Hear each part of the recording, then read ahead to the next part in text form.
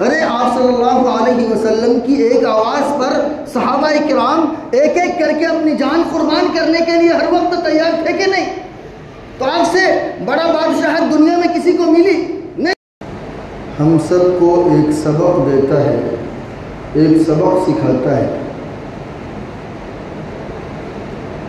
دنیا میں زندگی گزارنے کے جتنے بھی طریقے ہیں، چاہے وہ معلم ہو، مربی ہو، استاد ہو، سیاست داں ہو، یا پھر تاجر ہو، باپ ہو، بیٹا ہو، ہر پہلو میں آپ صلی اللہ علیہ وسلم کا ایک کردار نظر آئے گا جس کے مطابق ہم اپنی زندگی کو گزاریں گے۔ آج جو سب سے اہم بات ہے جس کے لیے آج میں نے آپ حضرات کے سامنے یہ آیت تلاوت کی، ہم آج آپ کے سامنے نبی کریم صلی اللہ علیہ وسلم کی اس کیفیات کو بیان کریں گے کہ آپ صلی اللہ علیہ وسلم نے بطور والد کس اعتبار سے اس دنیا میں زندگی گزارا، اور ہم سب بطور والد اپنے بچوں کے لیے اس دنیا میں کیا کریں۔ آج کل ایسا دور ہو گیا کہ ہر انسان بیزی ہے۔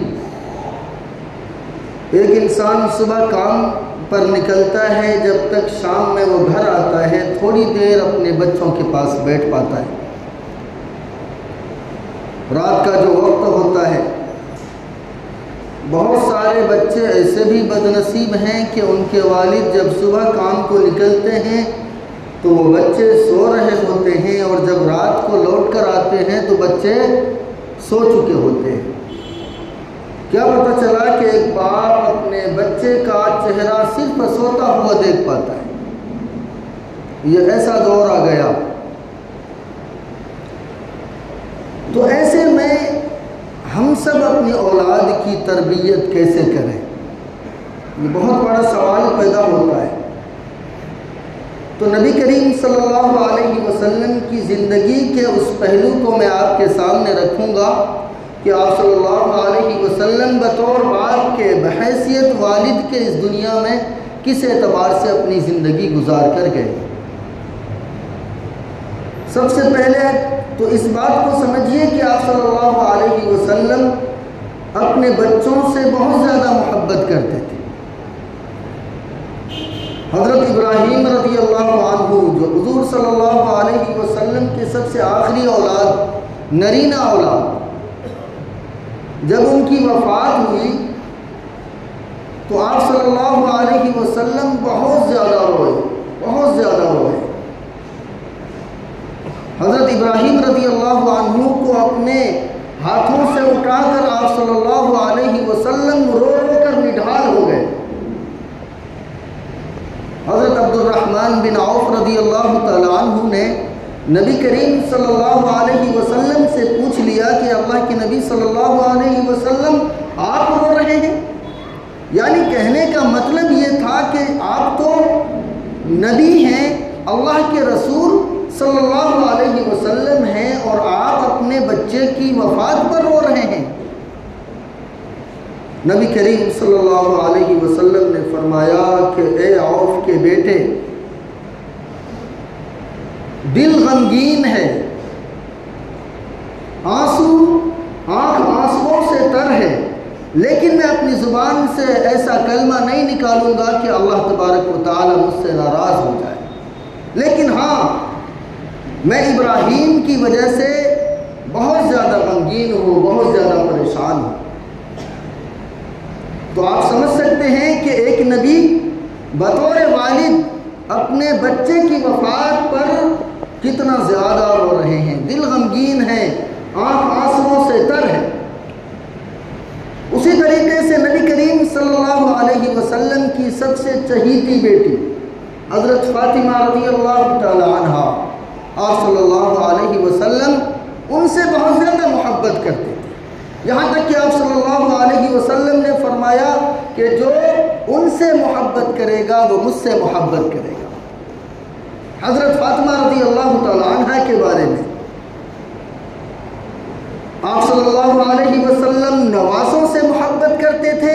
یہ بھی ایک باپ کے لیے اپنے بچوں سے محبت کی دلیل ہے کہ اپنے بچے کے بچوں سے محبت کرے۔ آپ صلی اللہ علیہ وسلم حضرت حسن حسین رضی اللہ عنہما سے بے انتہا محبت کرتے تھے، اپنے رانوں پر بٹھا کر کھلاتے تھے، ان کو کھانا کھلاتے، ان کے ساتھ وقت بتاتے، ان کے ساتھ کھیلتے۔ ایک مجلس میں نبی کریم صلی اللہ علیہ وسلم نے حضرت حسن حسین رضی اللہ عنہ کو بوسہ دیا، پیار میں، محبت میں۔ اس مجلس میں ایک صحابی حضرت اقرا بن حابس رضی اللہ تعالی عنہ بیٹھے ہوئے ہیں۔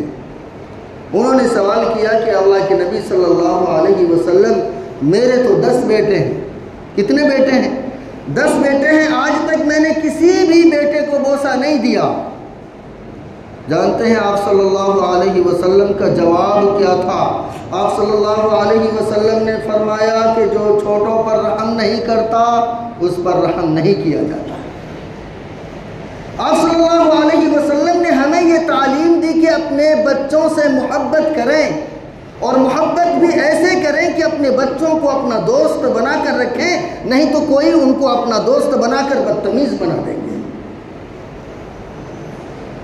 جب ہم اپنے بچوں کے ساتھ وقت نہیں بتائیں گے، چونکہ بچے ظاہری طور پر اور باطنی طور پر محبت کے محتاج ہوتے ہیں۔ بچے چاہتے ہیں کہ ہمارے ابا ہمیں باہر لے کر جائیں اور کچھ دلائیں، کچھ کھلائیں، کچھ پلائیں، ان کے ساتھ وقت بتائیں، ان کے ساتھ کھیلیں کودیں۔ جب ہم ایک باپ کی حیثیت سے اپنے بچوں کو اپنا وقت نہیں دیں گے تو پھر وہ بچہ ہمارا کسی اور کے ساتھ اپنا وقت بتائے گا، اور پھر آگے چل کر وہ کیا بنے گا، اور آگے چل کر ہمارا سماج کیا بنے گا، آپ سب اس بات کو اچھی طریقے سے سمجھ سکتے ہیں۔ اسی طریقے سے نبی کریم صلی اللہ علیہ وسلم نے اولاد کی تربیت کے بارے میں بہت اچھی ہمیں تعلیم دی۔ سب سے پہلے آپ قرآن کی آیت کو دیکھیے جو میں نے خطبے میں آپ کے سامنے تلاوت کی، یا ایھا الذین آمنوا قوا انفسکم واہلیکم نارا، کہ ایمان والو اپنے آپ کو اور اپنے اہل خانہ کو، اپنے اولاد کو جہنم کی آگ سے بچاؤ جس کا ایندھن انسان اور پتھر۔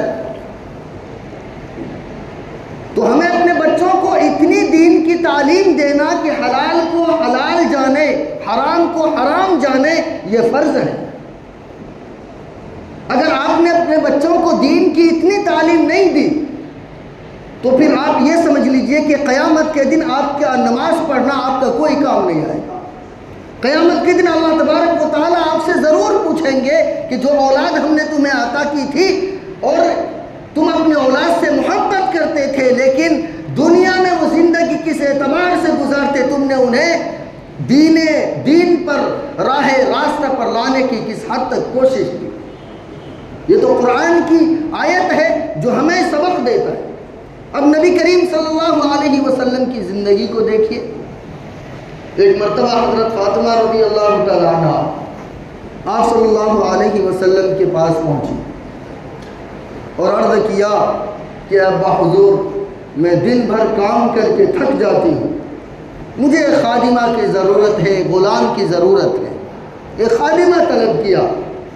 نبی کریم صلی اللہ علیہ وسلم نے فرمایا کہ بیٹی میرے پاس تو کوئی خادمہ نہیں، کوئی غلام ابھی ہے نہیں۔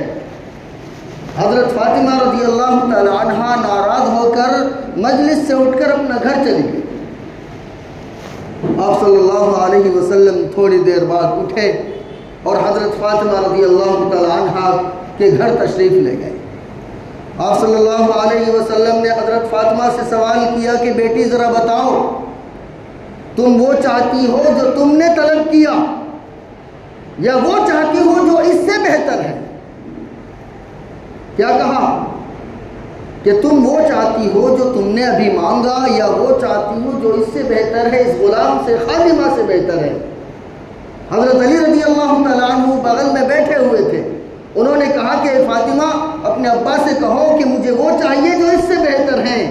آپ صلی اللہ علیہ وسلم نے ان کو تعلیم دی۔ ایک حدیث میں آتا ہے کہ آپ صلی اللہ علیہ وسلم نے کہا کہ 33 مرتبہ سبحان اللہ، 33 مرتبہ الحمدللہ، 33 مرتبہ اللہ اکبر کہہ لیا کرو، اور ان میں سے کسی میں ایک اور بڑھا دیا کرو، یعنی 34 مرتبہ اللہ اکبر کہہ دیا کرو۔ یہ تعلیم نبی کریم صلی اللہ علیہ وسلم نے اپنی بچی کو دی کہ دنیا میں اپنا گھر کا کام بھی کرنا ہے، اپنے شوہر کے کپڑے بھی دھونے ہیں، ان کے لیے کھانا بھی بنانا ہے۔ تو زندگی گزارنے کے جو اصول نبی کریم صلی اللہ علیہ وسلم نے ہمیں دیا، اگر ہم اس کے مطابق نہیں چل رہے ہیں تو آپ پھر بتائیے کہ ہم کس راستے پر جا رہے ہیں۔ اسی طریقے سے شادی، حضور صلی اللہ علیہ وسلم مدینے کے بادشاہ تھے نا، ارے آپ صلی اللہ علیہ وسلم کی ایک آواز پر صحابہ کرام ایک ایک کر کے اپنی جان قربان کرنے کے لیے ہر وقت تیار تھے کہ نہیں؟ تو آپ سے بڑا بادشاہ دنیا میں کسی کو، لیکن جب آپ صلی اللہ علیہ وسلم کی بیٹی کی شادی کا نمبر آیا تو آپ چاہتے تو بڑے دھوم دھام سے کرتے نا، دکھاتے کہ میں اللہ کا نبی ہوں اور یہ میری بیٹی کی شادی ہو رہی ہے، پوری دنیا اس کو یاد رکھے گی۔ لیکن آپ صلی اللہ علیہ وسلم نے وہاں پر یہ تعلیم دی کہ دیکھو بیٹا ہو یا بیٹی ہو، شادی سادگی سے ہونی چاہیے۔ کیسے؟ سادگی سے ہونی چاہیے۔ حضرت علی رضی اللہ تعالیٰ عنہ فرماتے ہیں کہ میرے دل میں خیال پیدا ہوا کہ میں حضرت فاطمہ رضی اللہ تعالیٰ عنہ سے نکاح کا پیغام لے کر آپ صلی اللہ علیہ وسلم کے پاس جاؤں۔ پھر حضرت علی رضی اللہ عنہ کے پاس کوئی چیز نہیں تھی دینے کے لیے، مہر دینے کے لیے۔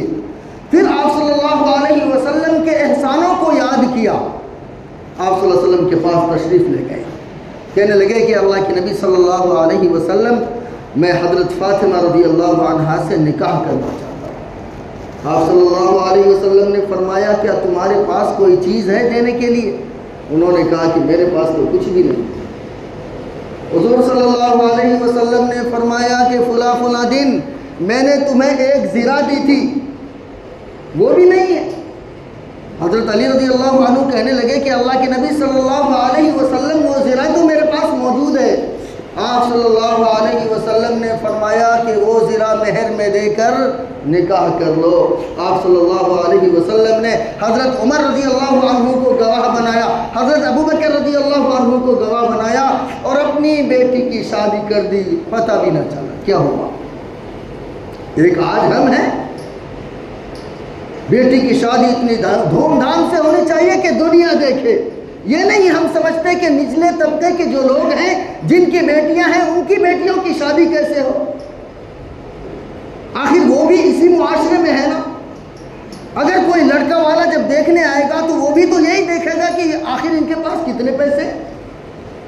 اور سب سے بڑا مسئلہ یہ جہیز کا، ایک بار اپنی بچی کو پیدا کر کے اس وقت سے لے کر 18 20 سال 25 سال کی عمر تک پالتا ہے، پوستا ہے، ان کے لیے کپڑے خریدتا ہے، ایجوکیشن دیتا ہے، لیکن جب شادی کا نمبر آتا ہے تو پتہ چلا کہ 5 لاکھ 10 لاکھ 20 لاکھ سے نیچے کی شادی نہیں ہوتی۔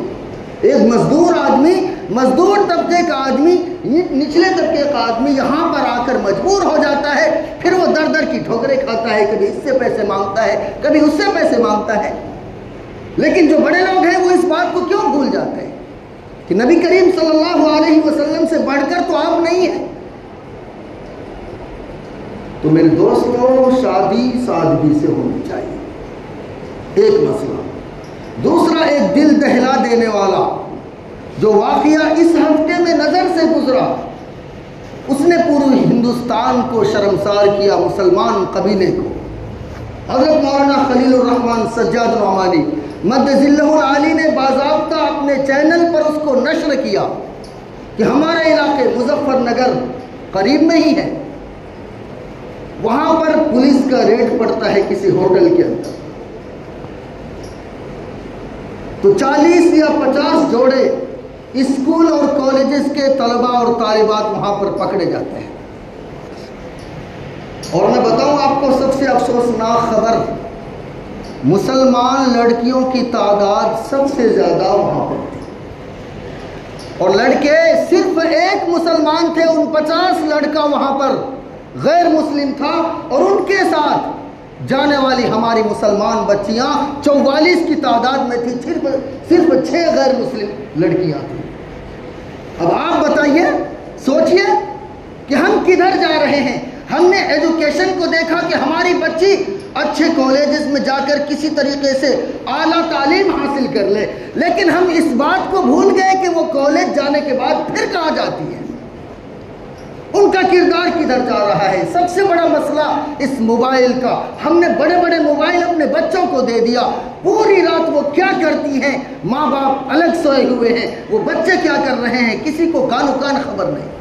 کیا قیامت کے دن آپ اپنے گریبان میں جھانک کر دیکھیے، اللہ تبارک و تعالیٰ اس بارے میں ہم سے پوچھیں گے کہ نہیں، آپ کتنے بڑے نمازی ہیں، تہجد گزار ہیں، لیکن قیامت کے دن اللہ تبارک و تعالیٰ آپ کو اپنے بچوں کے بارے میں ضرور سوال کریں گے کہ آپ نے ان کی تربیت کیسے کی۔ آج دن بدن یہ حالات ہمارے اوپر آ رہے ہیں، کوئی اس کی تہ میں جانا نہیں چاہتا کہ وجہ کیا ہے، جو مسلمان نچلے طبقے میں پہنچتے جا رہے ہیں۔ میرے دوستو، جب تک ہم نبی کریم صلی اللہ علیہ وسلم کی سیرت کو مکمل طریقے سے نہیں اپنائیں گے، تب تک ہمارا کردار بہتر نہیں ہو سکتا۔ تو آج اسی لیے میں نے اس موضوع کو شروع کیا تھا کہ آپ صلی اللہ علیہ وسلم بطور والد اس دنیا میں کس اعتبار سے اپنی زندگی گزار کر گئے۔